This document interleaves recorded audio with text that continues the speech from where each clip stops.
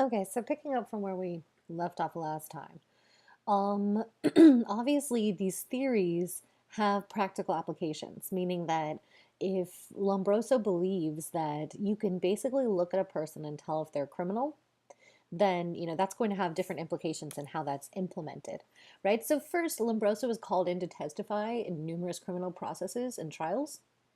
So basically, they would bring him in to say, okay, look at how strange this person's face is, look at their ears, look at their whatever.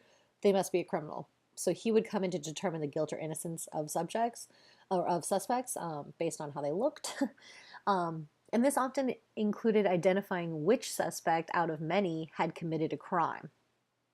Another policy implication was implementing in some parts of the world what was identifying young children on the basis of observed stigmata, meaning that, by the time you're about 5 to 10 years old, your face is kind of formed to pretty much what it's going to look like.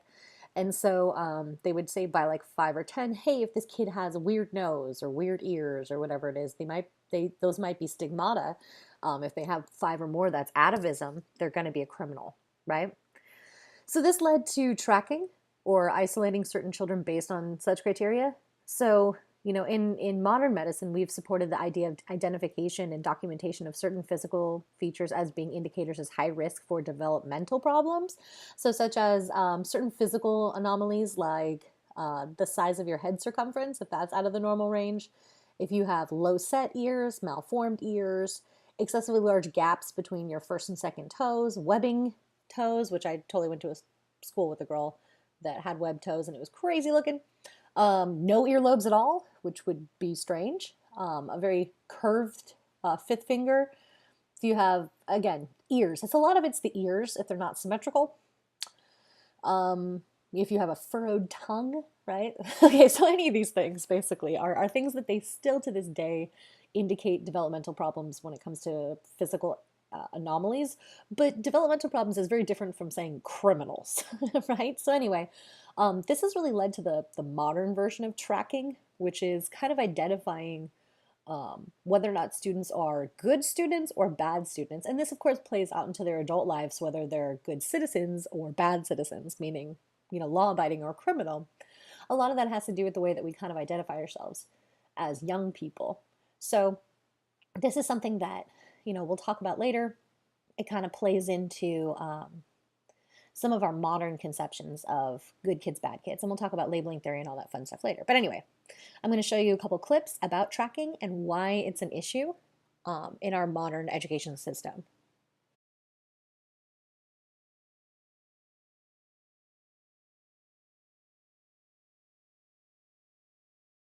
Grouping by achievement is a very complex and imprecise practice that we seem to have a great deal of confidence in as an efficient way to handle individual differences in learning settings.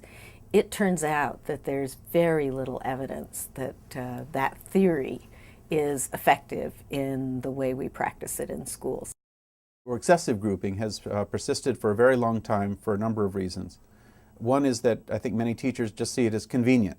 If you have a group of kids who are not so far apart from each other, they think that it's easier to teach. I think in many cases there's pressure from the parents or advocates of the high-achieving children who are often in favor of having children who are high-achieving be separate from others. But I think that there's kind of a well-meaning belief that instruction should be as targeted to each individual child's needs as possible. And I think many people then take the next step to imagining that the only way to do that is to have children physically separated from each other, either within class or into separate classes. Well, when you look empirically at the characteristics of children in classrooms, children are extraordinarily diverse in all sorts of ways. And if you group them on one characteristic, you're going to have a huge amount of diversity and variation on other characteristics. So first of all, we fool ourselves into thinking that we've got homogeneous groups of students. So then when we target instruction, rather than thinking about always differentiating instruction to just recognize and acknowledge students' differences as being normal.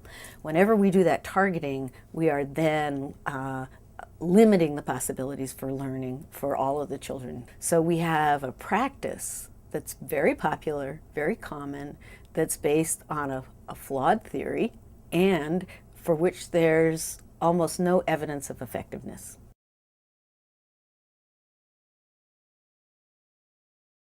Heterogeneous grouping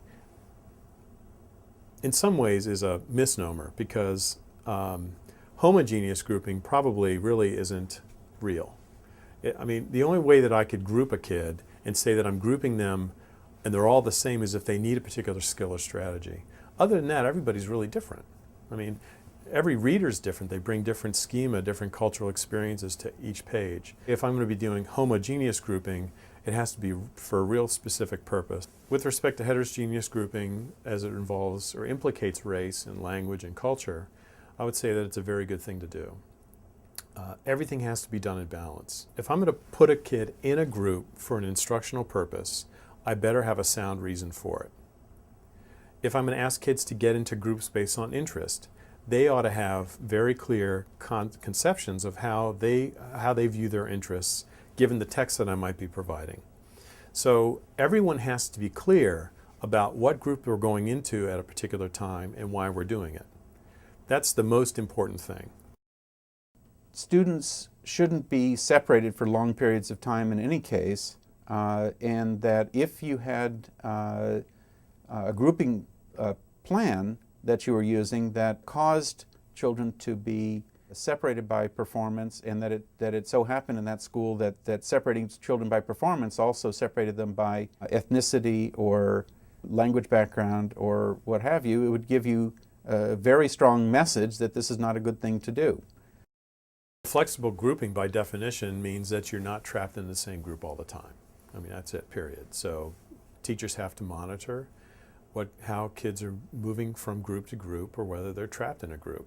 We want kids who seem to belong to certain groups by virtue of their own choice or how we put them in there. We want to break down those boundaries and move them around. So if I have a group of kids who I pulled together to do a little mini lesson on how to infer while you read and how to keep track of what you're thinking using Post-its, then I want to make sure that that kid doesn't remain in the same skills-based group day after day after day.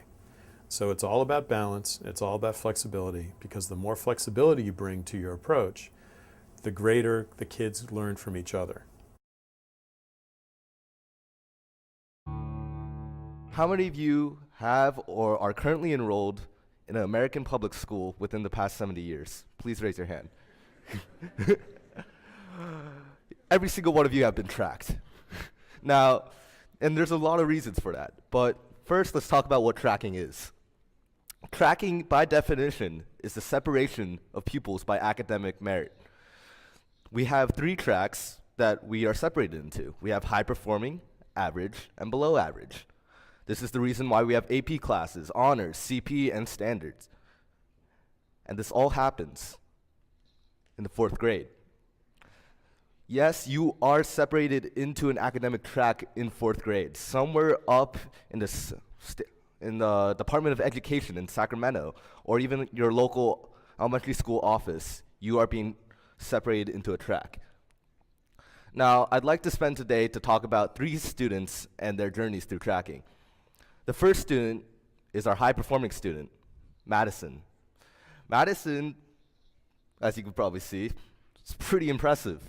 Straight A's, leaders in her extracurriculars, full AP schedule. Madison is the ideal product of tracking, where they have created a leader who knows what she wants to do. Madison is hoping to enroll in a university next year, studying neuroscience and specifically stem cells to find a cure for Alzheimer's. Really impressive. Next, we have Ray. Ray is not as smart as Madison, but by all definitions, still pretty smart. He has a couple AP classes, he's getting good grades, and he doesn't have nearly as a rigorous schedule as Madison, but is still pretty hardworking. Ray is one of the downfalls of tracking. Ray wants to go to a university next year. He's hoping to enroll in bio, but he doesn't know what he wants to do in bio, and he doesn't know what university will accept him. Lastly, we have Matt.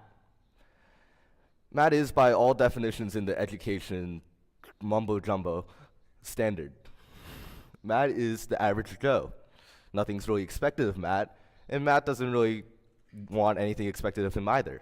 He just coasts through life, or coasts through school, and he's actually one of the funnest and most interesting people I've ever talked to. So let's talk about Madison. Madison and every single high-performing student has one common characteristic. They are all determined to succeed. They will shed blood, sweat, and tears to get into that prestigious university so that they can follow their passion, if they have one. But there are also a couple downfalls associated with putting so much stress upon these students. High pressure and anxiety can occur when a student maybe takes on too much because everybody else is taking on that much. They could start getting really competitive, and maybe they don't match up to everybody around them. So then they start resorting to drugs, maybe violence, depression, maybe they're isolated. But one of the most recurring things is some of them just simply wash out. One of these examples is Ray. Ray is smart, but not smart enough. Freshman year, he was enrolled in all honors classes at Westlake High School. His first quarter, he received a C+ in geometry honors. And then he was dropped to geometry CP. Quick and simple. Ray decided that he wanted to get back into Algebra 2 honors and be with all the people that, by all means, were his friends and his competitors. So Ray studied, he applied himself, and he got A's in both semesters of his geometry CP class, then petitioned to our school to be placed into Algebra 2 honors the following year. Long story short, his petition was denied. Now, Ray's denial was not because the school didn't like him. It was that the school didn't have enough resources to invest in a potential liability such as Ray. So Ray was caught between two tracks. He was caught between the above average and the average. He was taking classes with both. Now, often, when that happens, Ray and other students caught between the two tracks start to become unmotivated because there's no way they can compete with high-performing students like Madison. And they're surrounded by people that aren't as smart as them in the average tracks. So then they start becoming unmotivated and start lowering their ambitions and fall down to the average track. Next, we have Matt. Matt, the average guy. Matt's happy. He has a really when I asked him about his high school experience, he said it was a good time. He's going to enroll in our local community college as a business major, and he's going to go through life. And he's all right with that. He goes to school, but nothing seems to matter to him when he shows up to school because he's going to go into business. What does science have to do with that? So nothing seems to matter for him. And that's one of the problems. The US economy is growing exponentially in the high pay, high skill category. It's also becoming more of a service economy.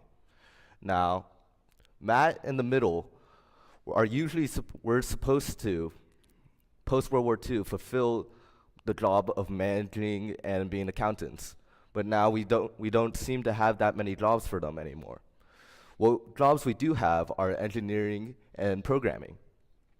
Those jobs that Apple and Google seem to open up to everybody aren't being filled domestically, so they have to go overseas to China, India, and Latin America to fulfill those jobs.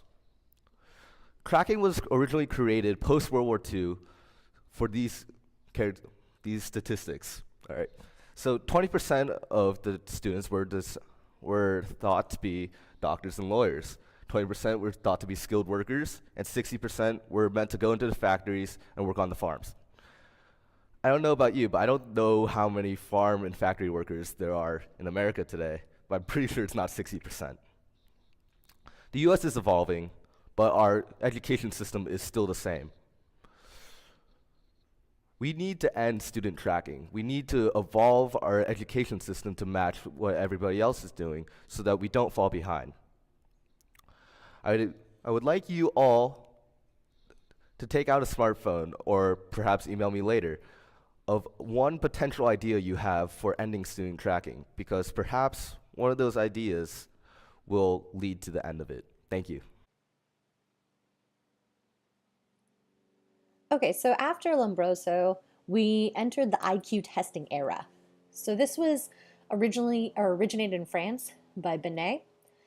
Theorists and researchers were not ready to give up on eugenics. So those assumptions that ethnic or racial groups were superior or inferior was something that they were just really tied to, they really believed in. So they tried to prove it through this thing called the IQ test. So this Binet guy created the concept of IQ scores in France to identify youth that were not performing up to par. And he was explicit when he stated that the IQ could be changed, which is why he proposed a score to identify slow learners so they could be trained to increase their IQ, right? And the way it's calculated was your chronological age divided by your mental age, which was then multiplied by 100 with an average score being 100. So this is kind of taken a step farther. Like I said, Binet argued that these scores could change versus Goddard, who used IQ tests in the US for purposes of deporting, incapacitating, sterilizing, and otherwise ridding society of low IQ individuals, right? We talked about this through the eugenics movement. He believed and claimed that IQ of individuals was static or innate. So again, kind of the opposite of Binet, saying, hey, instead of just trying to, in France, Binet was trying to say, how do we determine if a person needs help in a certain subject area? Okay, they have a low performance IQ in this, so they can be trained to improve, right? Goddard was saying, nope, you have a low IQ. That means that you're biologically / genetically inferior, right? He argued that intelligence was passed on from generation to generation. This is kind of where they got that feeble-mindedness thing they were talking about in the video clip I showed you last time. So, he specified there were certain levels of feeble-mindedness, which were ranked based on the degree to which the score of the individual was below average. So in order from the best to the lowest intelligence, you had morons, imbeciles, and idiots. So from a eugenics point of view, the biggest threat to the progress of humanity wasn't idiots, it was the morons, the people that were kind of on that cusp. Because the moron is smart enough to slip through the cracks in reproducing, and that poses the biggest threat to humanity. They're saying that someone that's so far down the IQ scale is not going to mate in the general population, but someone that, potentially is, just a little bit slower than normal would definitely, have an opportunity. So, Goddard was proud of the increase in deportations of potential immigrants to the US that resulted from his kind of application of the IQ tests. He enthusiastically reported that deportations for the reason of mental deficiency increased by 350% in 1913 and 570% in 1914. So over time, he realized that, these policy recommendations weren't necessarily based on accurate science, which is a problem. So after consistently validating his IQ tests on immigrants and mental patients, he finally tested those scales on relatively representative cross-sections of American citizens, mostly people that were draftees for the military service during World War I. And the results of many of these recruits scored as feeble-mindedness on the IQ test. So he changed / lowered the criteria of what was determined to be feeble-mindedness. Specifically, he changed the criteria from a mental age of 12 to a mental age of 8. So basically oops, just kidding. All these white folks be swept up into my system, so therefore let's just lower what that standard is. So towards the end of his career, he admitted that intelligence could be improved, even though his policies were used as a reason to sterilize people or deport them. Even though he had earlier said it was innate and static, he changed that near the end. So despite his admission that his assumptions in testing was not determinative of an individual's intelligence, certain policies continued based on IQ scores, specifically the use of sterilization, right? Mostly on females in the US.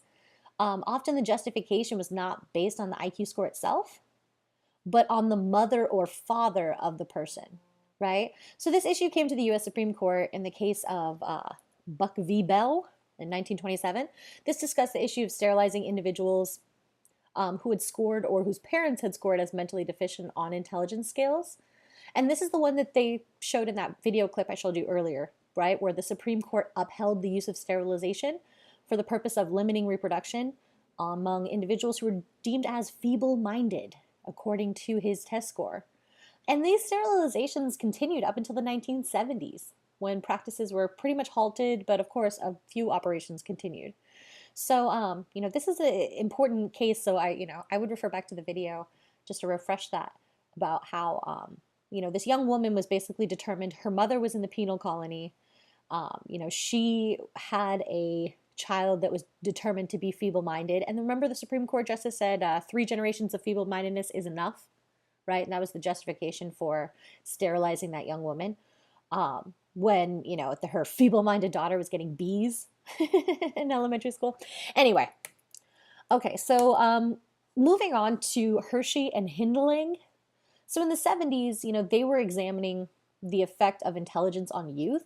And they found that even among youth of the same race and social class, intelligence has a significant effect on delinquency and criminality among individuals. So the IQs of delinquents or criminals are approximately 10 points lower than that of non-criminals, according to their research. But remember, the black matter of crime, or the dark matter of crime, meaning that there's a lot of crimes that go unsolved, so we don't really know. So recent studies have shown that certain types of intelligence are more important than others. So we talked about how, a little bit about how there's intelligence, like on an IQ score, but then there's social intelligence, right? There's emotional intelligence. There's different kinds of intelligence. So when you have low verbal intelligence, this is the most significant impact on predicting delinquent or criminal behavior. And of course, low verbal intelligence is often related to not having access to a good formalized education. Okay, so moving on to another idea of how the body can show criminality was Sheldon's model of somatyping. So he merged the concepts of biology and psychology and claimed that in the embryonic and fetal stages of development, individuals tend to have an emphasis on the development of certain tissue layers. So the varying degrees of emphasis were largely due to heredity, which leads to the development of certain body types. And of course, the body type itself makes for certain temperaments or personalities. And he called this somatyping, right? Or body type theory. So, he argued that embryos develop with 3 distinctive layers. The first is the tissue, is the endoderm, which is the inner layer of tissues that includes the internal organs. The middle layer is called the mesoderm, which is the muscles, bones, and ligaments. And the ectoderm is the outer layer of tissue, which includes the skin, capillaries, and, the nervous system sensors. So when he talks about these body types, he argues that there's 3 body types. Endomorphic, which is what we nowadays call obese or overweight. Mesomorphic, athletic or muscular. And ectomorphic, which are people that are thin or skinny. So Sheldon and his research team would grade each subject on 3 dimensions corresponding to their body type. So each body type was measured on a scale of 1 to 7, 7 being the highest, and a typical somatype would be about a 3, 6, 2. So this would indicate that a person scored 3 as an endomorph, 6 as a mesomorph, and 2 as an ectomorph, right? So according to the theory, the hypothetical subject would be a likely candidate for criminality because he or she scored relatively high on the mesomorphic scale. So when it comes to connecting the body to personality traits, he argued that people were visceronic, somatonic, or sebrotonic. They're fun words to say. Sebrotonic. So viscerotonic just meant you're endomorphic. So, kind of linked to what we consider qualities of people that are overweight, meaning that you're more jolly, right? Like Santa. No, I'm just kidding. You're more jolly or you're lazy, right? Because you're fat. That's the kind of the perception that we have around personality types related to body types. When it comes to the somatotonic, that would be people that are mesomorphic. So again, that the idea that if they're more muscular, they're more likely to be aggressive or to engage in more risk-taking behaviors, right, than someone that's just jolly or lazy. And then the sebrotonic is this idea that an ectomorphic personality means you're introverted and shy. right? So because of this, they argued that mesomorphs had the highest propensity towards criminality due to their disposition towards risk-taking and aggressive personalities. So, this idea that basically you're more physically able to commit crimes, so therefore you're a criminal.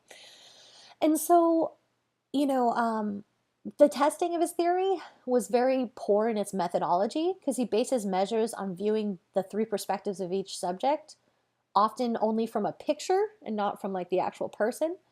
Um, and the reliability of the scoring was seen to be pretty weak between like different people would interpret the body differently, basically. So different researchers would see it differently. So the link between mesomorphy and criminality is undisputed, um, which is interesting.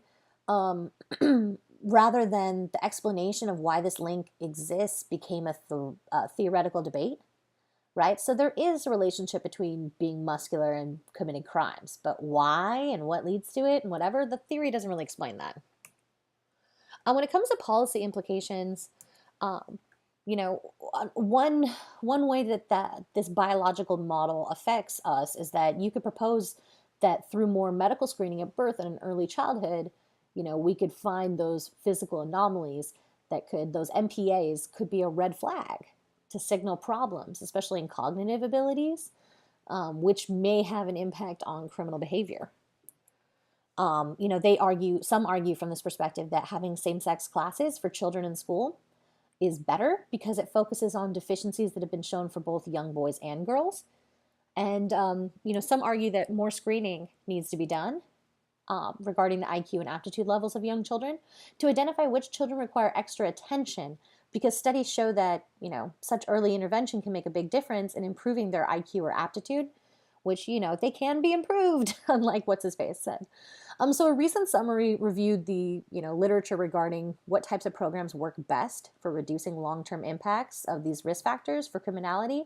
And they noted the importance of diagnosing early head trauma and further concluded one of the most consistently supported programs for at-risk children are those that involve weekly infant home visitations.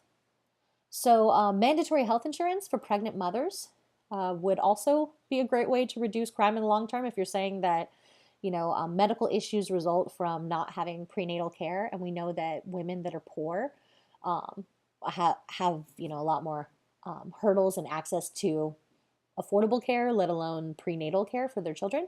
So that could reduce crime if they're saying that biologically you're creating criminals, right? Um, let's see. Also, some people argue that all youth should be screened for abnormal levels of hormones or neurotransmitters to see if that could potentially lead to, what criminality they're displaying.